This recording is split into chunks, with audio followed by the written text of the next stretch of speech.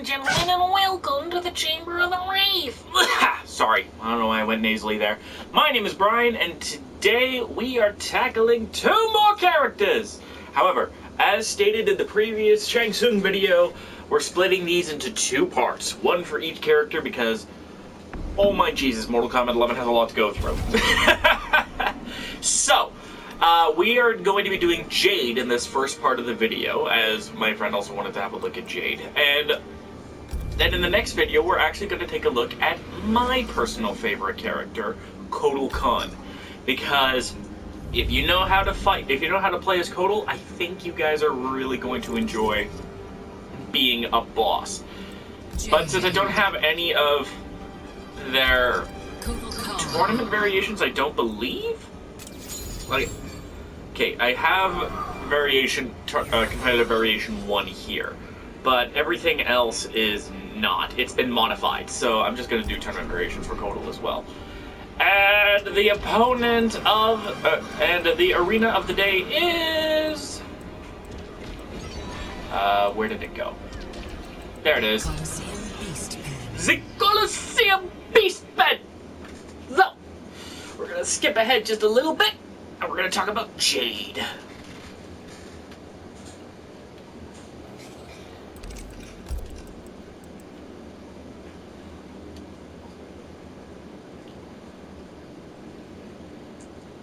I think for each variation we'll also change the variations for Kotal / Jade show up.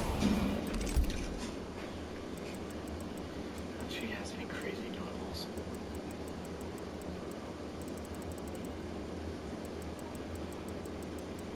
She does have a crushing blow throw. Okay.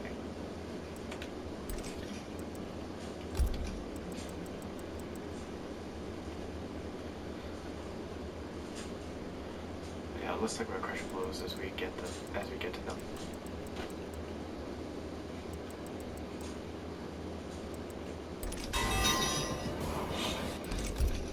First things first, I want to talk about a couple of key things that are in her normals. We're going to talk about her hop attacks, her get-up attacks, and one of Jade's deadliest tools that you should always be on the lookout for, which is her staff. There we go.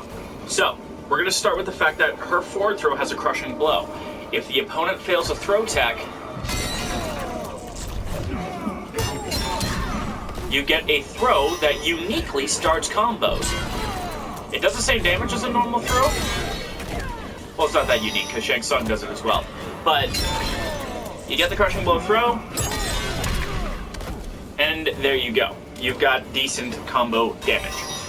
Next, let's talk about her wake-up attacks. So I'm just going to have I'm going to have Kotal Sweep. Heaven's Heal is her launcher. This, like all launchers, this works best if used during a flawless block gap to punish an opponent and then get a combo. Glaver Saver is the get off me. It boasts really good range. And again, being mid helps keep the opponent back. So that is that. Staff Slam is her short hop attack. It's a 9-frame overhead that knocks down, but it doesn't have the best, it doesn't boast the greatest range horizontally in the game. It's like, I can't hit him from here. Edenian Drill, on the other hand, is 8 frames, so it's even faster. Unless... yeah, it's faster, and it's active for about the same amount of time. And it recovers slightly slower. But it's still really good, especially at close range. So these are just your quick short hop attacks. This has a little more range. This starts just that little bit faster. Rising Staff is her uppercut. This thing covers an enormous amount of the screen. It's 9 frames, really fast, and is probably one of the nastiest anti-airs in the game, especially with its ridiculously good crushing blow range. Like, I can even crushing blow the opponent from here. Wiggle Stick, I've been doing it before, boasts really good range, and keeps the opponent in check. Yes, all of these attacks are high, so you might think, oh, I'm just gonna duck this, and when she gets too close, I'm gonna uppercut or punish. Would you really, with Pulse Slam, a 28 frame overhead that hits from start of the round, and, as you'll see, starts combos. And furthermore, one of her strings has a low that hits from this range too. So, she can just kind of throw this out, but I believe it is unsafe. So I'm just gonna set the opponent to block. You just block normally.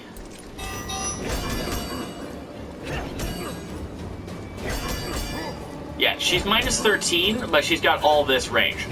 Kodal is not going to punish Jade at this range in 13 frames. And yes, her overhead's even slower, but remember, she has that fast slow that she could use to poke, which is safe.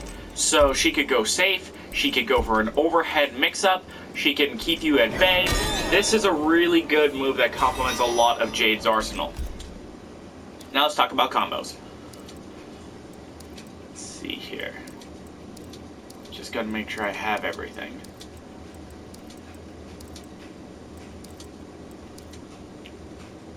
Yeah, it looks like I've got everything here.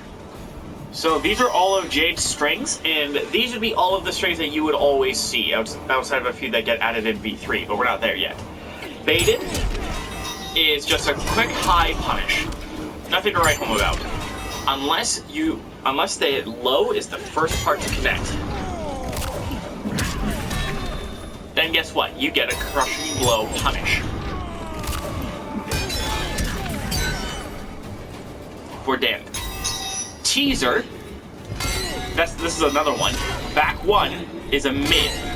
Is it safe on block? I don't believe so. I'm gonna double check. Normal. All.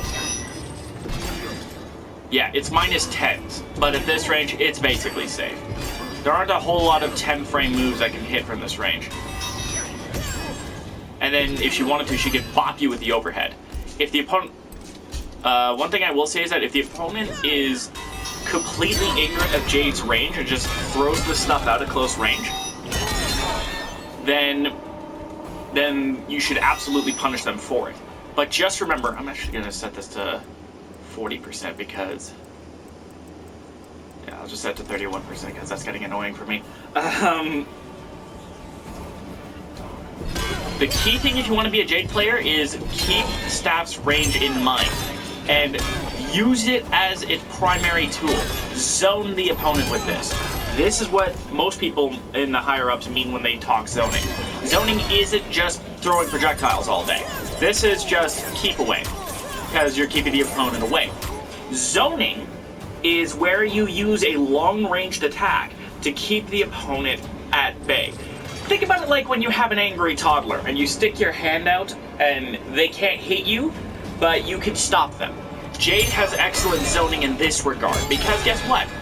Most characters are not going to punish forward 2, back 1, or back 2 from range if they block it, because guess what? Jade's at range, and if she can commit it, and if she lands this, then guess what? She gets combo damage.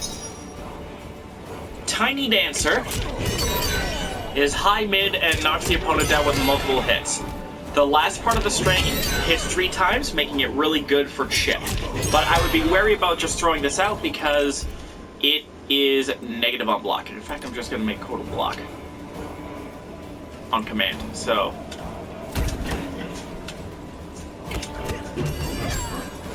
see, and look, it's not even that it's unsafe, it's -4.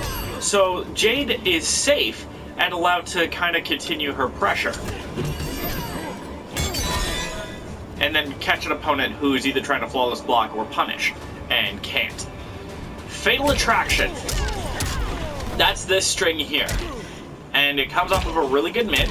You have to dial in the second part, which is fine, and then you could stagger it into this. You could cancel it into Nitro Kid. You could cancel it into Interactable. You could even just stop it and keep going. and keep the opponent on their toes, because if they block this, I get it for block, Jade is -7, so just barely punishable. Whereas if she just throws this out, it's -2, right? So if she ends it though, she can catch an opponent who's blocking. Hang on.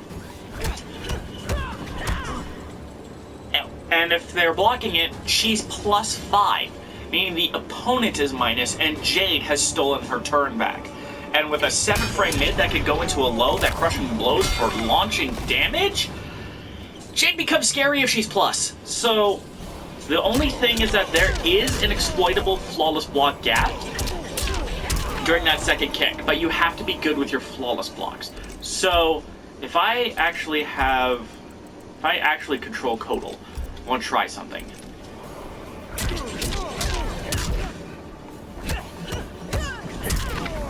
I can't parry, but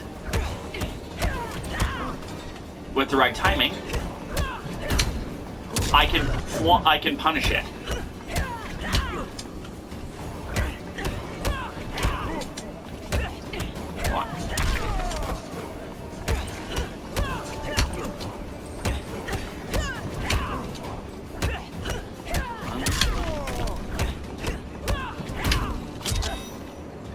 There we go. Let's do it again. Look, punish the opponent. I punish the opponent for going for that. Plus frames, because of the flawless block. And now I have a basic idea of how flawless block works. So hopefully you'll get to see more of that in the upcoming tutorials. It's a good learning experience. Edenian Rush comes off of a 16-frame low. It doesn't boast great range in and of itself, but the thing to keep in mind is that when the opponent is blocking this, that Jade is -4. So she doesn't exactly have to worry about much. She could commit to the rest of the string, which is -5, or, if I actually commit to it proper, she's -6. The only character in the game that's going to punish a -6 move is V2 Raiden. That's the only character who's capable of doing that. So that's the border between safe and unsafe, for future reference. Killer Charisma, starts high, so this is punishable, potentially, but is -8, so it's just punishable. But if it lands on its own, Jade is +3, so try to duck this. But if the opponent decides to crouch block the low, she's -8. And if you got an 8-frame attack, that's punishable, especially if you decide to flawless block it.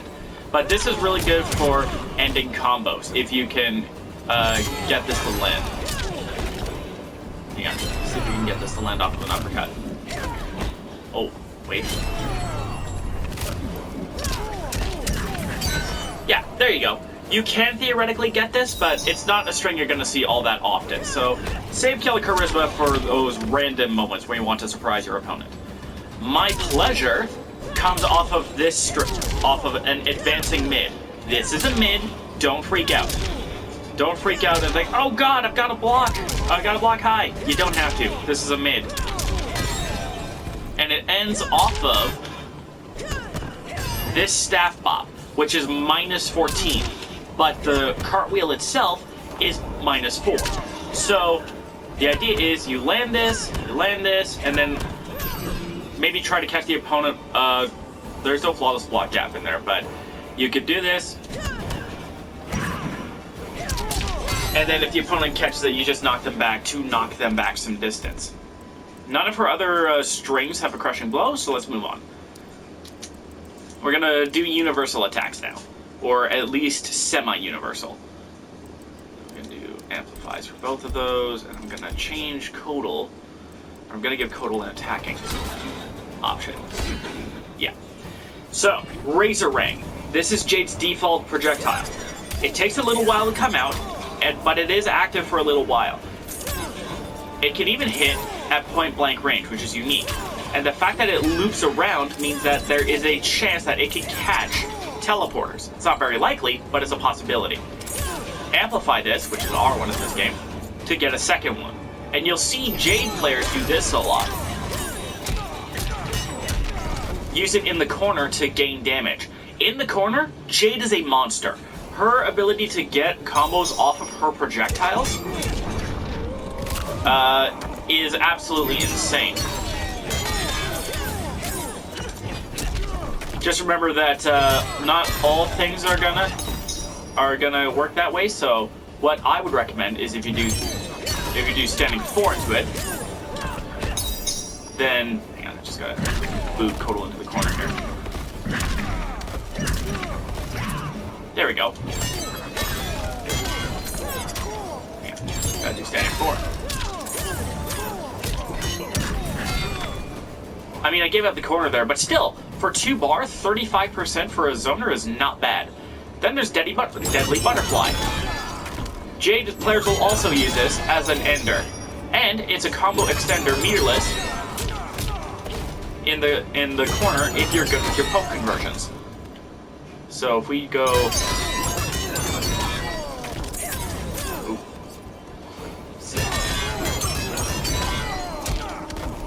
Oh, wait. Nope.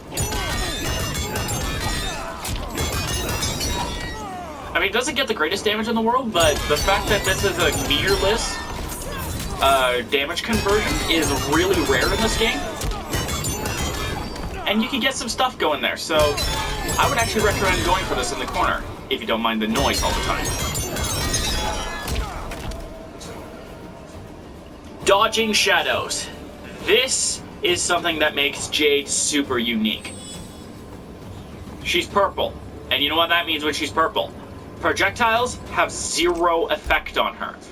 At least, for the most part. See? I'm using a non-competitive attack here because I believe it actually doesn't work. So... Oh, look at that. It does work.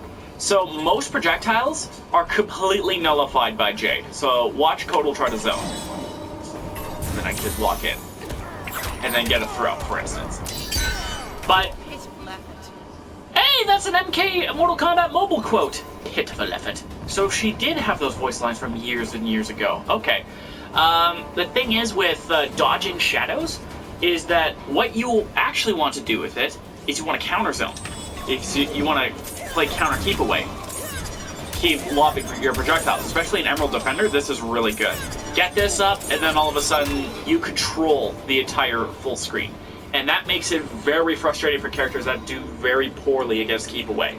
So that's something you gotta be mindful of with Jade. Dodging shadows is nothing to sneeze at. It's way better than it used to be in Mortal Kombat 9. Trust me, I did an arcade playthrough with Jade the other day. Oh, wow.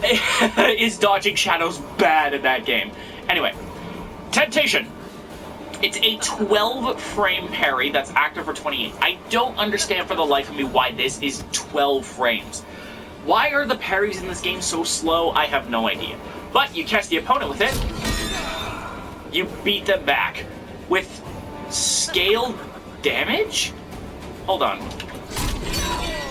Yeah, it's scaled. But if you do it too early, then you'll whiff. But yeah, you get 57 damage, so about 5.7%. But if you catch them, you can amplify for damage. And if you, I believe it's parry 3 times. Yeah, if Temptation has been amplified twice previously, so.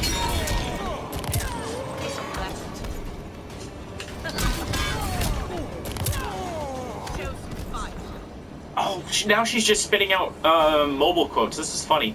Anyways. Now it'll Crushing Blow. But here's the thing about Crushing Blow parry.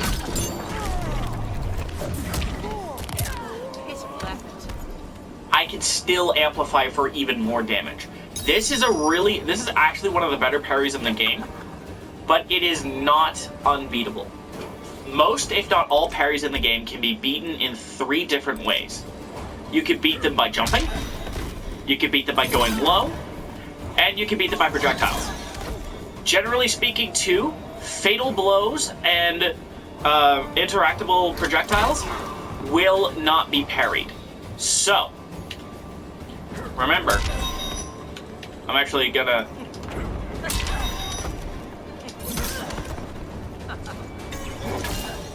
Remember, most projectiles suffer under this issue, so don't just throw this out willy-nilly. Excuse me. Blazing Nitro Kick. A move that a lot of people like to say fucks with the neutral. It does, because it's an advancing attack. However, it's a high. So, if the opponent neutral crouches, not duck blocks, but just neutral crouches, they can punish it. And you might think, okay, well, I'll just do that.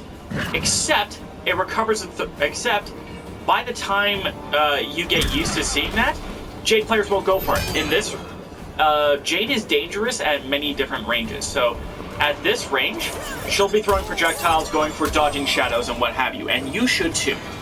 At this range, she could go for the slide, or she could just keep keeping you out with projectiles again.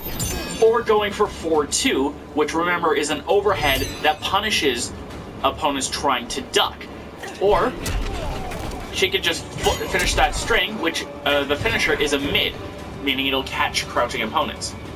And at start and range and closer, her staff is going to be what Jade players will rely on. So at about this range, don't expect random shadow kicks unless the Jade player is inexperienced. Or they're fishing for that crushing blow. That's the only time. And by the way, to get Nitro Kick to crushing blow, just has to land twice in a row. And yes, you can amplify the crushing blow too. Now let's talk variation exclusive shenanigans. It's all projectiles, because Emerald Defender is the premier zoner. This is the gold standard for a zoning keep-away type character. At full screen, Air Razor Rank intercepts in the air and comes down. And she can even throw a second one that controls a little further down the screen. So, if she thinks you're going to try and jump over one of her other zoning tools, Edenian Spark, which can't be amplified but is a low projectile, and is actually about as fast as Razor Rank, and loops really well together, she could do that. And if you're going to be throwing your own projectiles, she could jump over and throw her own in Air Razor Rank, which she can amplify to have the second one level out and turn into a mid full screen projectile. This character is full of projectiles, and Emerald Defender is ultimate keep away. This is the gold standard for keep away characters, and this is going to be super frustrating. But if keep away is your style, death by 1,000 projectiles, what have you, and honestly I can't blame you, because there's nothing wrong with that sort of play style, pick up Emerald Defender Jade. And that's not even mentioning the fact that, remember, she can say fuck your projectiles for a little while, because she has her purple. She has purple in this variation, so you need to be extremely careful about that if you're going to counter Jade. But if you want to play as Jade, keep away is the way to go. Time to move on to the next variation. I missed. Alright.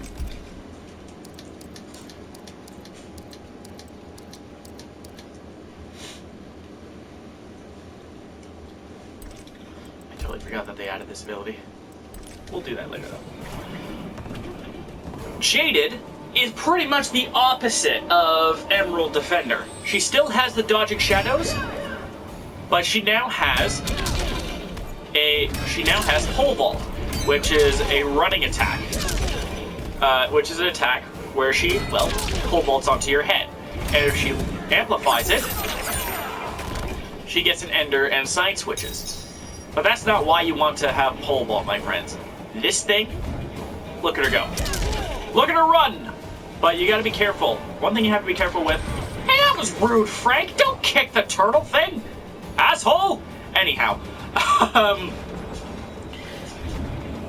If you can run for days with this, but the Amplify will miss at close range. So you need to be careful with how you plant it. Because the Amplify does have a crushing blow.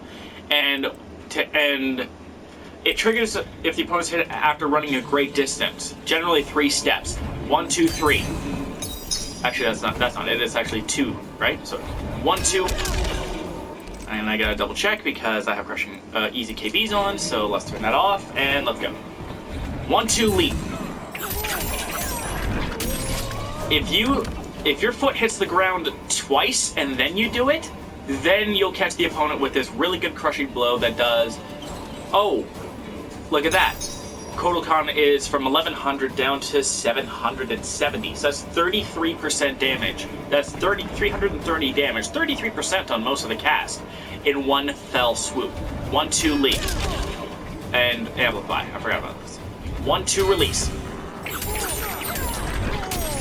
And remember, she has throws that help this along really well. Look at that. Already almost at half health just from one touch. But that's not all, folks. She also has access to Nitro Kick, which, if I remember right, does it still... I can't remember, but does it still Crushing Blow if, let's see.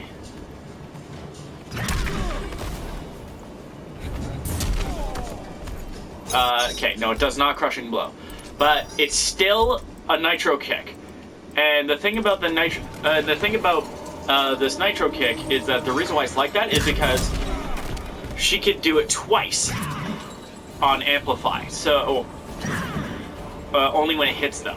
But this means that the corner swap doesn't happen, meaning that she can force you to stay in the corner all she wants this way.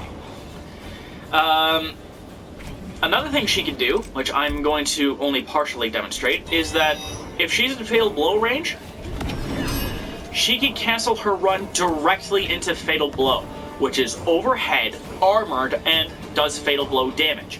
So that means she has Mortal Kombat X style rushdown, which is insanity. And let's not forget, she could go purple and still run, meaning that purple, run, invulnerable to projectile Fatal Blow. Invulnerable to projectile Crushing Blow as well, because if she does this, 1-2 leap, and then amplify for a Crushing Blow. That is insane. This variation is definitely worth looking at. And I see a lot of Jades go for Emerald Defender or Tournament Variation 3. They never go with Variation 2. Never underestimate this variation. It might be Jade's weakest variation. That doesn't mean it's bad. She has pseudo-invincible rushdown, for crying out loud. She sees a projectile, she says, nope, I'm gonna get a Crushing Blow on you instead. This woman is insane in this variation.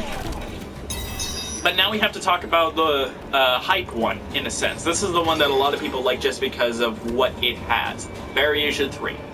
Lego. Untamable gives Jade a few unique tricks. She has new staff options, including a 96.5 damaging sweep, which has a lot better range. She can actually sweep from almost start of the match range now. Playtime is over, which I just realized is actually part of a string, so I'm just going to get rid of that. Betrayal, which comes off Wiggle Stick, but you have to dial in the whole thing. But here's the thing you need to be careful with. There are gaps all over the string. Gaps that are flawless blockable. Meaning that, let's say, if I were playing as Kodal, also I'm going to set it back to 31%. I'm going to control Kodal, and I'm going to have Jade do this. This whole sequence leaves her relatively safe. Look at that. I didn't even have to do up to because I missed the input, and I got a punish. So standing 2 punish. Because there's the second part of the string starts at 31 frames. So I can even punish it with a forward 1. Which with Kodal can sentence a Jade to death. So this is a very unsafe string. And worst case scenario, you try and go for a punish, you might miss. And if you do miss, what do you deal with? 111 damage, that's still not bad, because if she landed the full string, you're eating almost 20%. So you cut the damage by almost half just by going for a punish. And maybe you'll trade. That's fine. You interrupted the rest of the string. Or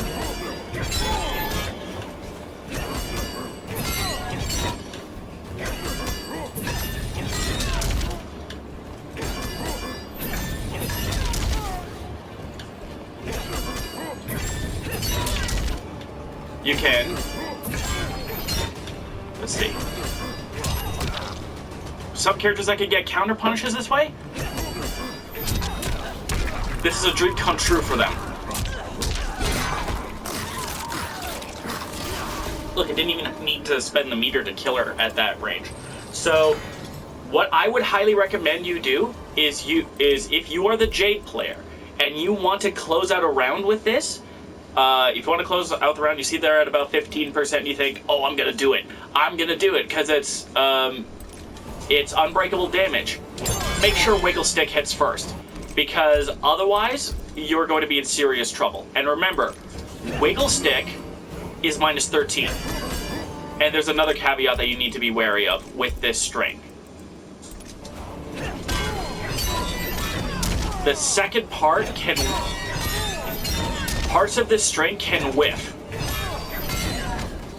See what I mean? Leaving you even more punishable, and the opponent barely took any damage. So that's about the range that you want to be in, but to get all the hits, you have to be closer. You have to be about here. And if that is punished, well, Jade just signed her death warrant, because going for the second part of this string is extremely, extremely punishable, because there is an interruptible gap. Not just with Flawless Block either. It's hugely exploitable. So be extremely careful going with Betrayal.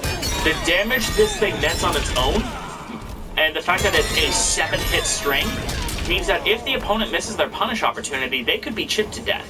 But because there is that punish opportunity in there, I wouldn't throw this out willy-nilly, because most characters would be able to punish the hell out of this. Hell, let's do it again, but this time I'm going to do it at the maximum effective range that I'm going to do it from the start of the round, because that's going to connect. I get forward 1. I get standing 4. I don't get back 2 or forward 2, but I don't get forward 3, and I don't get forward 4. So not every far-reaching mid is gonna hit, but faster attacks like the 10 frame forward 1 or a sweep will trade, or has the potential to trade. If timed perfectly, you'll get a dual counter, and Koda will be at advantage because the sweep did more damage and he's still standing. So you need to be wary about that. Next is Bending Time. Oh, actually, before I go into Bending Time, there is something you can do to fake out the opponent. Remember, Wiggle Stick is special cancelable, so you can throw out random projectiles and go for it to discourage the opponent from punishing. And then, when you do go for it, any hit is special cancelable except for the very end, because that's a 4-4, basically. And it isn't technically special cancelable, but you can throw a projectile pretty quickly afterwards, for instance. But this whole thing is special cancelable, so you just need to be ready for that staff swing. Speaking of staff swings, Bending Time comes off of an 11 frame high,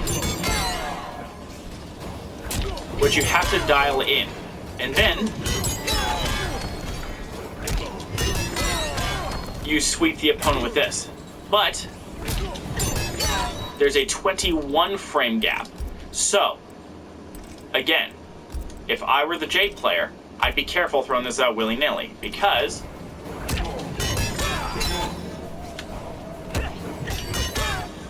I can...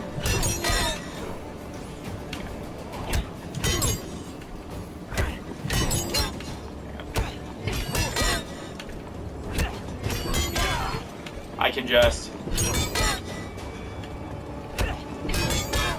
Hang on. Can I not interrupt that? Oh, it's probably because it's actually plus, but...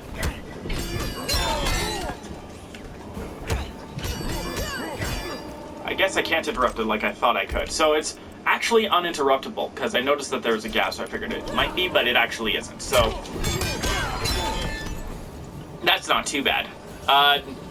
Too easy. Actually, let me set Codal to block again.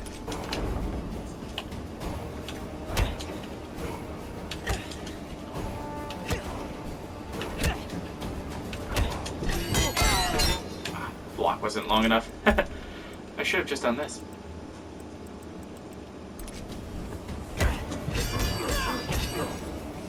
There. She's minus 10, which means most characters are going to be able to punish this with some of their faster attacks. It does have some pushback, but she isn't going to be able to challenge you with this. Then there's Too Easy, which is technically safe-ish, and it has pretty good range in and of itself. And it knocks back on hit, so it's not that bad. But here's the caveat. Remember, both Bending Time and Too Easy start off of highs, meaning that if the opponent is expecting that, they can punish you. So be wary of that. Overall, for me, in this, this string is pretty good. These strings are pretty good, but remember that Betrayal is hella punishable with that gap in the middle. So, if you're going to practice Jade, just watch out for that gap, and don't throw it out willy-nilly, and you'll be just fine. And for those of you trying to punish this variation, if they're going for this and not using specials, the next time you see that staff wind up, go for it. Just gun for a fast far-reaching attack, like Codal's Forward 1, and you'll be just fine. Then Divine Forces replaces Dodging Shadows, and you immediately think, that's not good, is it? Well, depends. Because I reflect projectiles. So, depending on how you feel, you can kind of make it more an offensive thing, and have the opponent, if you see the opponent throw a projectile, throw it right back at them. But this has its uses at close range as well, if your opponent is asleep at the wheel.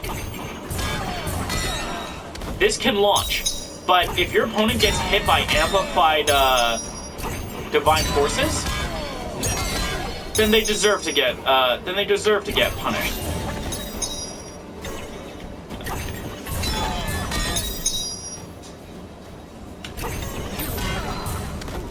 Hell, you could even amplify to catch them with their own projectiles, theoretically speaking. But again, if they let you actually do this, then they deserve getting hit.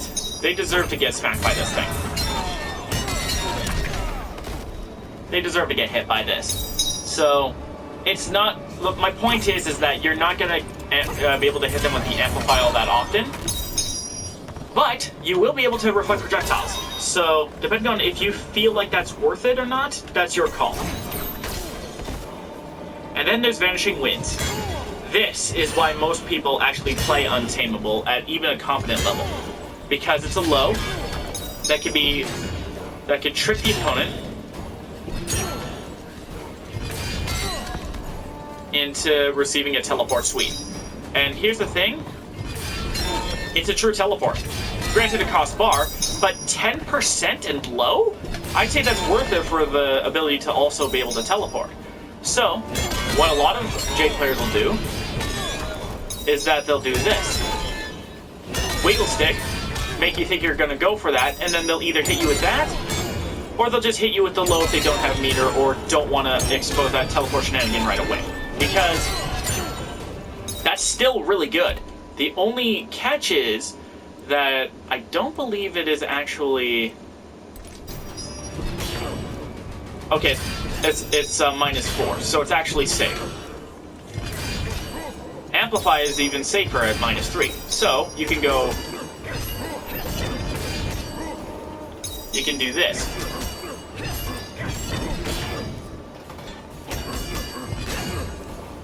To keep yourself safe. So Vanishing Winds is a very good move in and of itself. So I would highly, personally recommend that you have a look at this variation, just for that move alone. But if you want the fancy schmancy, crazy looking combos, this is also a good variation. Just be careful with Betrayal. Now it's time to talk Fatal Blow with Jade. It's a 25 frame overhead. Decent damage, and really good, particularly for variation 1. The opponent is knocked back basically full screen, meaning that you have the zoning, you have all of the zoning advantage for yourself. This isn't the easiest attack to combo into, for in fact, I don't believe... Yeah, there are only 3 real ways to combo into this. Forward 2, 1, then wiggle stick into it. Forward throw crushing blow, then wiggle stick into it. Or in this variation, you can do this. This is, again, if your opponent's asleep at the wheel. But this is what I mean by they deserve to get hit by this. Boom! 52% damage, or 52% on most of the characters in the cast. Hopefully this guide for Jade is informative. Don't forget to be awesome, and in the next video, we'll be taking a look at Code of Khan, so stick around.